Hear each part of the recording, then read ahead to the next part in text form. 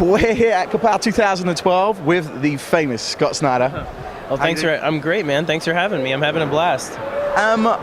Where do I begin? So many things in your career to talk about. We could talk about, I think we've got to talk about Batman first, okay? Let's talk about Batman, Black Mirror, and also the new 52 book that's also coming out, or has come out. I'm not sure if it's been released, but it's any time now, just now. So in hardcover anyway, not trade paperback yet, but in hardcover for sure. First 6 issues, isn't it? 7, actually. 7, okay, all right. Yeah. 7 issues. I'm really excited about it. It's like the first big chunk of our Court of Owls story, and it sort of takes you through the really sort of big first steps of that thing. So I'm very proud of it. It comes with a lot of script pages actually by me, and a lot of sketches by Greg showing his process.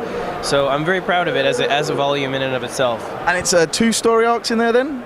There's, well, this... Or a cliffhanger? Well, it ends on a cliffhanger, sorry, but it does... This whole story is one big arc. There really aren't any arcs in it. With Detective, that was a story that had little arcs that were secretly building over one big arc with James Jr., where I wanted you to feel like there were little adventures that Dick was going through that were sort of about the same thing, but subliminally there was this undercurrent that the James Jr. story was building and building and building. With this, I didn't want that. I wanted it to be like Batman is head-to-head with this one villain for 11 issues, you know what I mean? And cumulative, just building and building and building, getting worse and worse and worse every issue. No arcs, no sort of break from it, just a punishing, relentless story about it. So this one really goes to issue 7, the volume, and the story itself will go to issue 11. So we're now, issue 9's out. Next month, issue 10 is the beginning of our really big finale that's going to have a lot of revelations and shocks, and you know, I've never worked as hard, I swear to God, on anything in my life. I did 11 drafts of this thing. 11 drafts? Yeah, but not because I changed what happens in it. That's been the same from the absolute beginning. But to make it as good as possible. What, continuity or? No, I mean, the story itself has been the same since I began it, meaning I knew how we were going to end, but working back over and over and over the dialogue, making sure the pacing is perfect, making sure the action is as good as I can make it, making sure the final, epilogue to it really leaves you haunted. Everything about it, I have put everything I have into, and same with Greg, and we're really proud of it. So I hope you guys like it. I really do. I mean, we can't give you any more than we are here. I mean, if you don't like it, it's our fault. This is exactly how we would do it, and I'm sure they're going to love it. I'm sure. Black Mirror. We were discussing this actually yesterday, but for those people that weren't privy to that, obviously, we were talking about the fact that Black Mirror had more of a focus on the detective nature of Batman rather than the superhero nature of Batman that Grant Morrison kind of went down. Why did you make that decision rather than the other? Well, that story really was, I wanted it to get Detective Comics back to being very much about Bruce, or whoever it was under the cowl, Dick in that case, being the best detective in Gotham, and challenging that aspect, where there was a mystery that was gritty, that was like a CSI, crime scene investigation, sort of, forensic mystery that was building and building and building in a very sort of scientific way, in a grounded way. Whereas in Batman, my feeling is I wanted to do something that was a little bit bigger, a little bit more epic in scope, that would really have these implications for the history of the Bat mythology and the future of it in some way. So I wanted to go bigger and still keep things dark and my kind of story, but be more bombastic and have, jet planes flying and coming out of the sky, and undead assassins and buildings crashing and all of this kind of stuff. So it was a matter of scope. I felt that story, Detective, needed to be a small, grounded detective story, and this needed to be a big, epic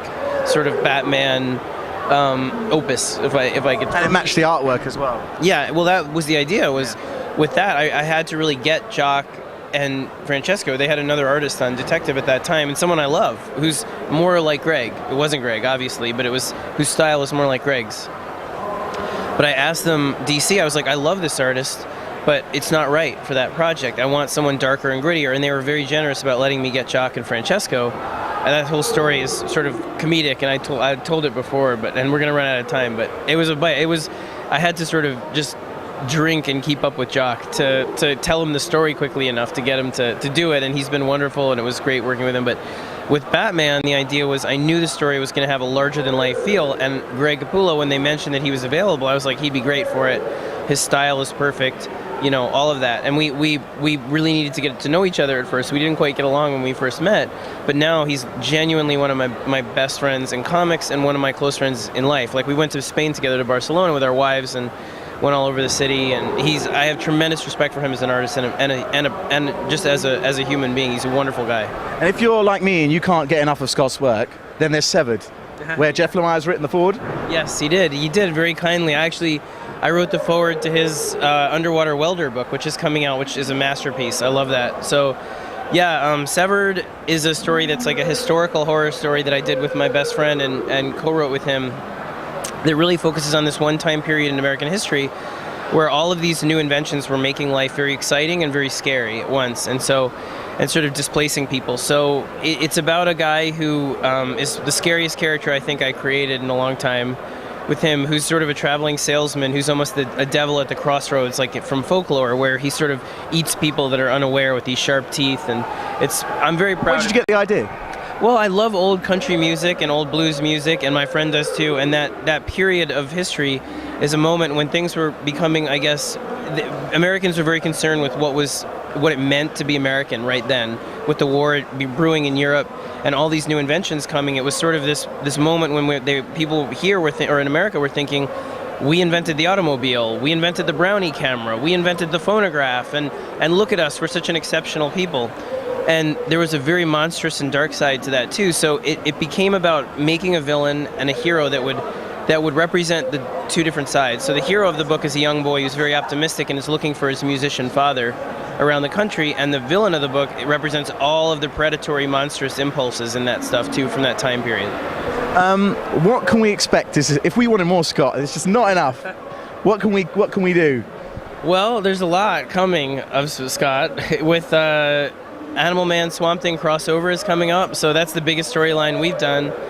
Then people are very excited about that Swamp Thing. Yeah, well, I'm glad, because it really is the best thing I've done in Swamp Thing. I'm really proud of it, and Jeff is a pleasure to work with, and his stuff's out of this world. So we have that. I have the miniseries American Vampire coming up in June, The Lord of Nightmares, which is with Dustin Gwynn, who's one of my favorite guys and favorite artists, and it's about the biggest, baddest vampire in our whole mythology. So it's going to be good. It's in Paris and London, actually. It actually has the whole opening sequence has this crazy London Tower bridge episode. So I'm very excited to see what you guys think. But then American Vampire itself is beginning this gigantic arc called The Blacklist that's with Pearl and Henry and Skinner in Hollywood, and it's sort of the most blockbuster thing we've done, and it really will change the whole direction of the series.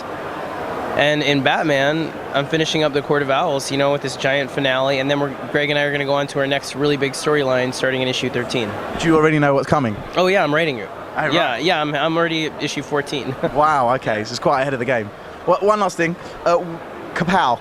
Coming to Kapow, coming to the UK, coming to London, what would you say to other Americans who are thinking about coming to London and showing us what they got?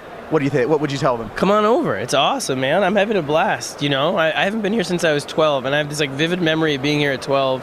My parents took me to go see Blood Brothers, like a musical, and then all I cared about was going with my friend Peter Mashera, if you're out there, and finding a comic book store. And we found the old Forbidden Planet. Now it's moved, but we went to the other Forbidden, and I remember going there and being like, a comic shop. And Forbidden Planet's still here, so it's a great place. Come. It's not at all like Downton Abbey, though. It's very surprising to me, but it's wonderful. Listen, Scott, thank you so much for talking to Talk Comics. Thank you to DC as well for allowing us to talk to you, and we hope to see you again very soon. Anytime. Thanks for having me. Thank you.